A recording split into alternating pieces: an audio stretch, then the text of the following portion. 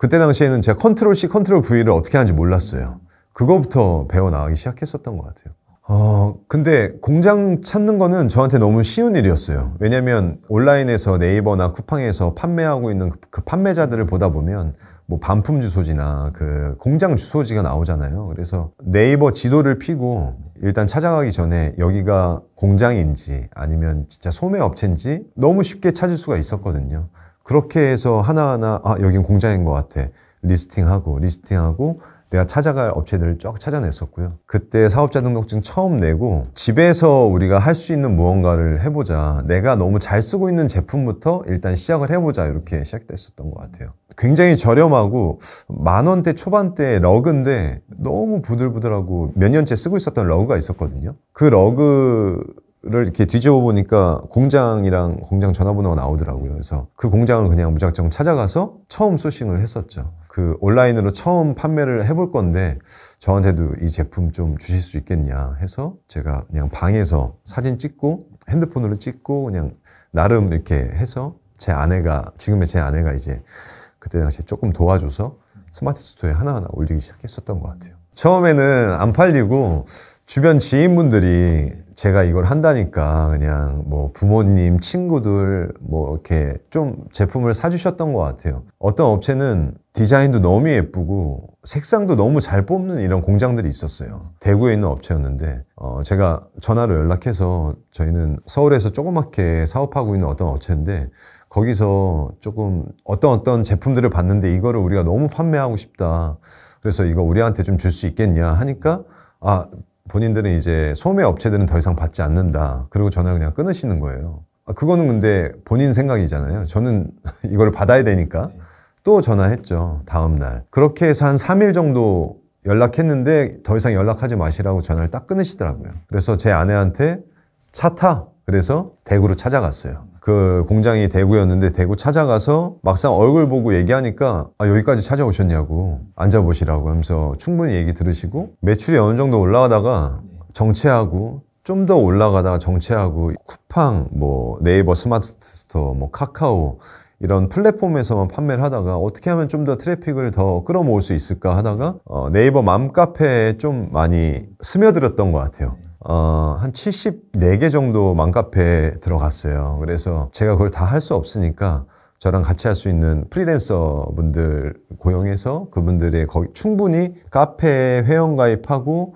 거기서 계속 꾸준히 글을 발행하고 그러면서 자연스럽게 저희 상품들을 노출할 수 있게끔 해서 특정 기간에 그때 트래픽이 팍 몰려서 이제 구매 전환이 일어날 수 있도록 그 작업을 계속 해 나가면서 매출이 그래도 어느 정도 쭉쭉 상승했었던 것 같아요. 근데 이게 어느 순간부터는 정체 기간이 있었어요. 그래서 여기서 어떻게 하면 좀 더 내 상품을 홍보하고 더 많이 판매할 수 있을까 하다가 SNS에 인스타그램, 유튜브에 너무 좋은 인플루언서 분들이 많은 거예요. 그러니까 제 상품은 침구류 쪽이거든요. 이 침구류를 소개하고 상세 페이지를 대신해서 이 제품을 좀 더 소개해 줄 수 있는 분이 누가 있을까 하는데 육아맘들이 너무 많이 계시는 거예요. 제 제품은 이제 방수도 되고 부드럽고 그리고 보통 방수 같은 경우에는 되게 바스락거리고 좀 소리가 많이 나는데 제 제품은 좀 그런 건 없었거든요. 그리고 물을 막 샤워기를 부어도 완벽하게 방수가 되고 그게 육아맘이 타깃이 딱 맞았었던 거죠. 그래서 육아맘들한테 요거를 드렸으니까 너무 짧은 기간에 매출이 팡 일어나는 거죠. 그래서 그때 공동구매를 처음 경험해 봤었던 것 같아요. 그래서 그 정체되어 있는 시기를 이 공동구매로 좀 더 매출을 확 끌어일으킬 수 있었던 것 같아요. 아무래도 오픈마켓 매출이랑 공동구매 한 하루 정도 매출을 봤을 때 그때 공동구매의 힘을 좀 봤었던 것 같아요. 그러니까 왜냐면 오픈마켓 같은 경우에는 소비자분들이 필요한 만큼만 한 개, 두 개만 보통은 구매를 하시는 패턴이거든요. 근데 공동구매는 온라인 최저가이고 최저가에서 더 할인이 들어가고 하다 보니까 그리고 또 한두 개만 구성하지 않고 뭐 약간 묶음 단위로 하다 보니까 이분들이 한 개만 구매하신 분들이 없는 거예요. 객단가도 점점 올라가고 그러다 보니까 매출이 하루에는 막 1,000만 원 이상 나올 때도 있고 보통 3일 정도 진행을 하는데요. 그렇게 갑자기 매출이 팡팡 뛰는 거죠. 그래서 이거다. 이걸로 한번 좀 밀어보자 하면서 오픈마켓은 그대로 운영하면서 내 제품이랑 맞는 내 제품을 충분히 소구해 줄 수 있는 인플루언서 분들을 또 찾기 시작했던 것 같아요. 그렇게 해서 인플루언서 분들이랑 일정을 계속 해 나가기 시작했죠. 근데 SNS에 있는 인플루언서 분들을 쭉 보다 보니까 육아맘들 말고 생활 꿀팁이나 뭐 레시피 쪽이나 뭐 가전 쪽도 할 수 있는 인플루언서 분들이 너무 많은 거예요. 그래서 야, 이거 내 제품만 하지 말고 좀 더 브랜딩이 되어 있고 좀 더 유명한 제품들로 한번 해보자 해서 백화점에 가서 브랜드 제품들을 공부하기 시작했어요. 뭐 가전이나 주방 쪽이나 이런 쪽을 공부하면서 그때 이제 브랜드 제품들을 더 많이 제가 알게 됐죠. 브랜드 수입원, 뭐 이런 업체 수입사나 뭐 무역사 이런 데 연락해서 제품을 하나하나 소싱하기 시작했던 것 같아요. 그래서 내 제품 말고도 더 유명한 브랜딩 되어 있는 그 제품들을 이 제품에 맞는 인플루언서 분들한테 제안하고 하다 보니까 너무 공구 일정들이 많이 잡히는 거죠. 그래서 매출 파이는 훨씬 더 많이 커졌었던 것 같아요. 네.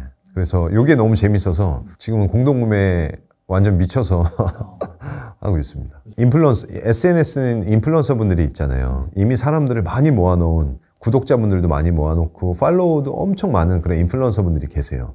이분들은 공동구매로 상품을 판매하고 싶어하는 분들이죠, 전부 다. 그리고 브랜드사가 있어요. 그러면 이 인플루언서 분들이 육아도 하고 촬영도 하고 편집도 하고 제품 선정도 하고 너무 바쁘시다 보니까 제가 공동구매를 하고 싶어하는 이런 제품들을 하나하나 소싱하고 또 수량도 확보하고 일정도 조율하고 이게 좀 어려워하세요. 그러다 보니까 저희 같은 벤더사가 브랜드사에서 상품을 소싱을 해서 이 인플루언서 분들한테 이런 상품은 어떠냐, 이런 상품은 어떠냐 이렇게 제안을 해서 공동구매 일정을 먼저 잡아요. 그래서 공동구매 일정을 잡으면 공동구매 전에 최소한 그래도 한 달 전에는 제품을 충분히 피드에 소구를 해주세요.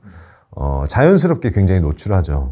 이 상품을 사용해서 어떤 기존에 불편했던 것들을 해소하는 것들도 보여주시고 레시피 하시는 분들이라면 꾸준히 계속 그 제품을 보여주시면서 이 제품에 대한 장점들도 꾸준히 노출해 주시고 그러면 이 팔로워 분들이나 구독자분들이 나도 저거 너무 쓰고 싶다. 나도 저 인플루언서가 쓰고 있는 제품 나도 저거 너무 쓰고 싶은데 이런 생각을 하게 되세요. 그러면은 인플루언서 분들이 특정 기간 동안 한 3일, 5일 정도 공동구매를 진행합니다 하면서 이제 링크를 여시게 되는 거죠. 그 링크는 우리가 만들 수도 있고 브랜드 측의 링크를 쓸 수도 있고 인플루언서의 링크를 쓸 수도 있어요. 그래서 그 짧은 시간 동안 구매를 하게 되시는 거죠. 뭘 해야 되겠다 하면 이미 거기 가 있고 뭘 하고 싶다 하면은 그걸 이미 공부하고 있고 그냥 너무 많은 생각을 하지 않는 것 같아요. 이거를 하게 되면 내가 어떤 리스크가 있지? 이걸 하게 되면 내가 지금 뭐 하고 있던 이 일을 못 할 것 같은데 이런 생각이 일단 없는 것 같아요. 그래서 제가 하고 싶은 일이 있으면 그냥 이미 그걸 하고 있는 것 같아요. 이게 어떻게 보면 되게 간단한 얘기일 수도 있겠지만 좀 누군가한테는 되게 어려운 일일 수도 있거든요. 근데 지금까지 제가 사업한 지 5년 정도밖에 되지 않았지만 제가 컴퓨터 활용 능력도 없었고 비즈니스나 뭐 이런 거에 대한 전혀 지식도 없었지만 저한테 있는 거는 딱 하나가 있었던 것 같아요. 미친 실행력. 그냥 하는 거. 아무 생각 없이 일단 부딪혀보는 거. 일단 하고 보는 거. 이거 하나가 있었던 것 같아요. 이걸 하기 위해서 어떻게 했냐? 없었어요. 그냥 했어요. 그게 다인 것 같아요. 네. 제가 쇼핑몰도 이미 경험하고 있고 이미 전에 과거에도 경험해봤고 몇 가지 좀 좋은 점도 있고 안 좋은 점도 있는데 조금 리스크를 안고 가야 되는 점이 있다면 일단 자본금이 필요하죠. 그리고 어느 정도 마진룸도 많이 남기려면 재고도 있어야 되고 이미 상품도 많이 보유해야 되고 그리고 광고 비용도 제법 많이 들어갑니다. 이런 것들을 모두 감수하고 그리고 내가 트래픽도 많이 모으고 브랜딩도 할 수 있는 그런 능력이 된다면 충분히 괜찮을 것 같긴 해요. 근데 아예 무에서 시작을 한다면 충분히 리스크가 있을 수가 있겠죠. 근데 제가 공동구매를 해보니까 자본금이 일단 필요가 없더라고요. 공동구매를 진행하고 한 보통 3일에서 5일 정도 진행을 하거든요. 사람들이 결제를 하고 나서 한 2주 후에 이게 다 구매 확정이 되고 제가 정산을 다 받은 후에 업체랑 인플루언서 분들한테 대금을 지급하다 보니까 자금이 필요가 없어요. 광고비 역시 필요가 없고 이런 어떤 특정 플랫폼 뭐 네이버나 쿠팡에 상위 노출을 할 필요도 없고요. 그러다 보니까 아무래도 오픈마켓에서 쇼핑몰을 할 바에는 처음에는 공동구매로 인플루언서 분들이랑 협업을 해서 내가 직접 사람들을 많이 모아서 할 수가 없다면 이미 사람들을 많이 모아놓은 인플루언서 분들이랑 협업을 하면서 진행하는 것도 괜찮을 것 같아요. 막 레드오션, 블루오션 누군가 분류를 하잖아요. 그거는 본인이 마음먹기 달린 것 같아요. 제가 처음 사업을 시작했을 때도 이미 레드오션이었고 공동구매를 제가 한 지 얼마 안 됐어요. 1년 반 정도밖에 되지 않았지만 그때도 이미 레드오션이었어요. 근데 내가 어떻게 생각하고 이걸 내가 어떻게 헤쳐나가는지에 따라서 블루오션이 될 수도 있고 레드오션이 될 수도 있는 것 같아요. SNS 시장은 점점 계속 성장해 나가고 있고 새로운 인플루언서 분들은 하루가 멀다고 계속 나오고 계세요. 예. 그러다 보니까 이 시장이 공동구매 시장도 점점 커지고 하다 보니까 이거는 오히려 레드오션에 점점 커지고 있는 시장에 좀 더 투자를 하는 게 좋지 않을까, 예, 그런 생각이 듭니다. 인플루언서 분들이랑 계속 재밌게 협업을 하고 싶어요. 지금은 더. 이미 너무 잘하고 있는 인플루언서 분들도 계세요. 근데 이제 성장을 계속 하시는 분들도 있거든요. 이제 공부 처음 시작하시면서. 근데 이분들 피드 구성이나 기획하는 거나 보면 이분은 내년 상반기, 하반기쯤 되면은 훨씬 더 성장할 수 있는 인플루언서 분들이 계시거든요. 그분들이랑 협업하고 그분들이 더 원하는 것들을 할 수 있게 저희가 뒤에서 더 서포트 해드리고 이런 일이 너무 재미있더라고요, 지금은. 그래서 이 일을 계속 하면서 계속 인플루언서 분들이랑 재밌게 작업하고 싶고요. 이런 예도 있었어요. 예전에 어떤 특정 인플루언서 분은 유튜브가 메인이신 분이었어요. 근데 그 인플루언서 분은 딱 보니까 지금 말씀드렸던 더 성장할 수 있는 분인 것 같은데요. 공부를 시작한 지 얼마 안 되셨어요. 근데 이분이 원해 하시는 그 브랜드들은 조금 아직은 이 인플루언서가 하기에는 역부족이었어요. 브랜드의 가치가 너무 셌기 때문에. 근데 이 브랜드 측을 굉장히 설득하고 이분이 지금은 아직 이분의 가치는 얼마 되진 않지만 당장 올해 연말쯤 되더라도 이분은 충분히 성장할 수 있는 분이다. 이렇게 좀 소구를 하고 설득하고 이 인플루언서가 직접 얘기할 수 없는 거를 제가 대신 좀 브랜드 측에 얘기했더니 그럼 해보자. 한번 진행해보자 해서 3일 동안 딱 1억 정도 나오시더라고요. 이분의 최고 매출은 2천만 원이었거든요. 너무 기쁜 거예요.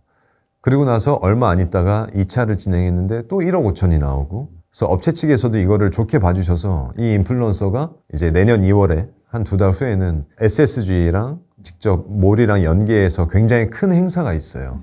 그거를 또 같이 하게 됐어요. 이런 걸 보니까 너무 행복한 거예요.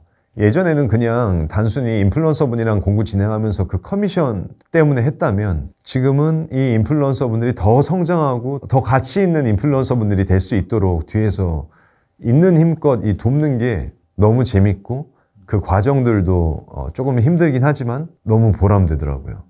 그래서 지금은 이 작업을 계속 해 나갈 생각입니다. 네. 결국엔 플랫폼을 해야 된다고 생각을 하거든요. 그래서 이 인플루언서 분들이 상품을 잘 소구해 주셔서 고객분들이 그 결제할 수 있는 그 결제 플랫폼도 만들고 싶고요.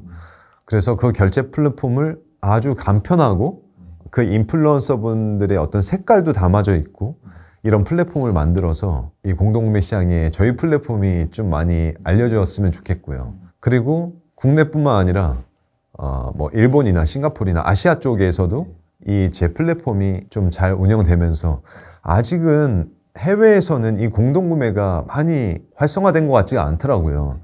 가까운 일본에서도 공동구매? 이렇게 놀래세요. 예. 그래서 그거를 좀 해외에서도 할 수 있게 좀 이런 플랫폼도 만들고 싶고 이런 생각, 이런 상상들 하면 너무 행복하게 잠들죠. 행복해 보이세요? 아닙니다. 근데 그렇게 되면 너무 재미있는 일들이 있을 것 같은데 아무래도 밤에 대리운전을 하다 보니까 너무 젠틀하고 너무 좋으신 분들도 많았지만 어떤 분들은 술 취해서 뒤에서 반말하시는 분들도 계셨고요. 뭐 욕하시는 분들, 나이 있으신 분들은 좀 손찌검 하려고 막 그러신 분들도 있더라고요. 근데 그냥 술 취하셨으니까 그러려니 하고 좀 지나가는 경우도 많이 있었는데 이게 조금씩 쌓이다 보니까 어느 순간 더 이상 이걸 하고 싶지가 않더라고요. 쿠팡 배송할 때도 이제 밤 늦게 배송할 때가 있어요. 이제 뭐 요즘에 로켓 배송 하다 보니까 새벽 배송하고 그러다 보니까 이제 관리하시는 관리자분들이나 이런 분들이 그분들도 피곤하시니까 조금은 그냥 편하게 말씀하시다 보니까 그런 거에 제가 좀 데미지를 입었었던 것 같아요. 좀 예민하기도 했었고요. 그러다 보니까 전에는 돈에 대해서 전혀 관심이 없었는데 그때 뭔가 안개처럼 이렇게 가려져 있던 게 싹 걷히면서 이 대한민국 사회에서 진짜 힘이 있으려면, 무시받지 않으려면 돈이 있어야 되겠구나, 이 생각이 그때 딱 들었어요. 그 생각을 느끼고 이제 있었는데, 쿠팡 배송 이제 그날 할당량을 받으려면 줄 서야 된다고 했었잖아요. 전에는 보이지 않았던 게 줄 서 있는 분들을 보니까 좀 건강해 보이지 않으셨어요. 그때 당시에. 이제 어떻게 들리실지 모르겠지만. 그분들의 대화나 이런 것들을 듣고 육체적인 이런 노동 말고 뭔가 좀 더 다른 걸 해보고 싶다. 누군가는 그냥 컴퓨터로 온라인으로 뭔가를 한다고 하는데 저는 뭐 한 번도 해본 적도 없고 컴퓨터도 할 수 있는 일이 없었지만 한번 무언가 해보고 싶다 해서 유튜브를 그냥 보다가 그때 이제 주원규님, 그때 당시에 신사임당님 채널을 처음 보게 됐었던 것 같아요. 그래서 그걸 보고 나도 해보자 하고 사업자 등록증을 냈었죠. 그때 당시에 여자친구, 지금 제 아내가 제 일을 좀 도와줬었어요. 그 친구는 그냥 오빠가 빨리 일 끝내고 나랑 놀았으면 좋겠다라는 생각으로 제가 일한 현장에 그냥 왔었어요. 뭐 그 친구도 지금 배우하고 있기 때문에 그때 당시에 그 친구도 오디션 보고 이랬었어가지고 풀 메이크업하고 막 옷 차려입고 그리고 바로 와서 큰 물건 막 들고 그 옆동 가서 막 배송하고 있더라고요. 제가 어디인지 알고 찾아와가지고 그런 거 보는데 또 너무 안쓰러운 거예요. 너무 미안하기도 하고. 그래서 더 이제 진짜 돈을 벌어야 되겠다는 생각으로 처음 시작하게 됐었던 것 같아요. 제가 고등학교 때 그냥 아무 생각 없이 대회 같은 데 잠깐 나갔었는데 거기서 운 좋게 1등을 하게 된 거예요. 작은 대회였었는데 그러면서 내가 뭐 잘났나? 그때 아무 생각이 없었고 그냥 놀 때였으니까. 그러다가 이제 고등학교 때는 패션쇼 모델을 한 2년 정도 했었어요. 그걸 하고 나서 그 다음에 나는 뭘 해야 되나 하다가 연기 한번 해보고 싶다. 한 번도 경험해보진 않았지만 해보자 해서 입시 준비해서 예대 연극과를 갔어요. 서울예대 연극과 가서 연극과에서 연기 전공하고 학교 졸업하고 그냥 계속 오디션 보면서 드라마 오디션 보고 영화 오디션 보고 그러면서 조금씩 배역을 따기 시작했었던 것 같아요. 그렇게 해서 처음 연기를 시작했었죠. 네. 아무래도 저는 좀 일일 드라마를 많이 했었던 것 같아요. 압구정백야라는 저녁 일일 드라마, 임성환 작가님 작품도 했었고요. 뭐 아침 일일 드라마, 이런 KBS 일일 드라마, SBS 저녁 일일 드라마, 이런 어머님들이 많이 봐주시는 일일 드라마를 그때 당시에는 많이 했었습니다. 그때 너무 좋았죠. 뭐 연기할 수 있다는 것 자체도 너무 감사하고 제 역할이 주어진다는 거에도 너무 행복했었고 무엇보다 부모님이 너무 좋아하셨고요. 그리고 주변에서도 많이 알아봐 주시고. 근데 저는 그때 당시에는 좀 그게 되게 부끄러웠어요. 다른 분들은 되게 그걸 어느 정도 즐기고 뭐 또 되게 감사하고 인사하고 이렇게 할 수도 있었을 텐데 저는 그때 당시에는 조금 부끄러웠던 것 같아요. 그런 게. 그래서 거기에 대처가 좀 이렇게 좋지 못했었던 것 같아요. 근데 어쨌든 너무 감사하고 고마웠지만 그 일일 드라마라는 게 어느 순간 그만하고 싶은 거예요. 저도 요즘에 넷플릭스나 너무 좋은 드라마들 많이 나오고 있잖아요.